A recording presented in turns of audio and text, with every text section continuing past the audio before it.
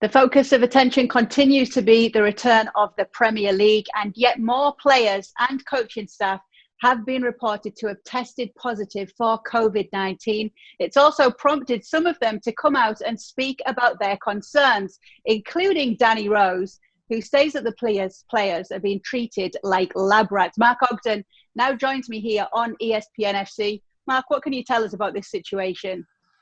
Yeah, well, the Premier League tested 19 of the 20 clubs earlier this week, 748 tests, 6 returned positive. So that was a mixture of coaches and players.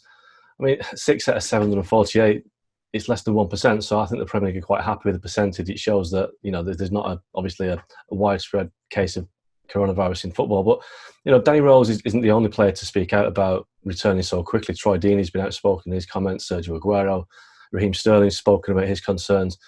Danny Rose has been outspoken twice now. I think, you have to listen to the players' concerns, but you also have to balance it out with the reality that a lot of players want to come back. Now, I've spoken to clubs whereby they tell me they've got a universal 100% group of players who want to play. So there'll always be players with concerns, but I guess, the Premier League are making it so safe with all the protocols in place that playing football in the Premier League is probably one of the safest jobs you could have at the moment.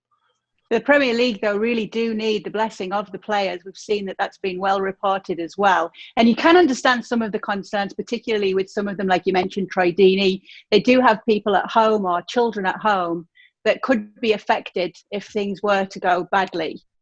Yeah, and Troy made the point as well that there's a higher incident rate or infection rate amongst BAME people and athletes. So he's concerned that, until they get an answer as to why that is, he potentially and other black players are putting themselves at greater risk.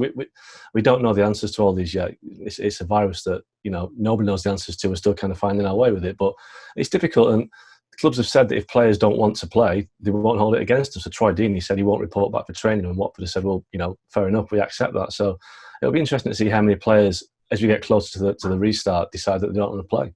It will be. And obviously they'll need to protect those players against any type of retaliation, because that's something they'll also have to think about going forward, how the fans will react to players maybe not wanting to return. You'd imagine that they'd support their decisions. Yeah, it's quite a difficult balancing act at the moment. You've got a lot of people who are completely anti-football coming back, suggesting it's the wrong time, the wrong place, there's bigger issues at stake. But on the other hand, the people that are getting back to work, on a day-to-day jobs, shopkeepers, bus drivers, builders, everybody's going back to work with perhaps less protection than footballers. So they're saying, if we're going back to work, why not footballers? So as ever, there'll always be people who agree and disagree. But yeah, it's quite a divisive issue.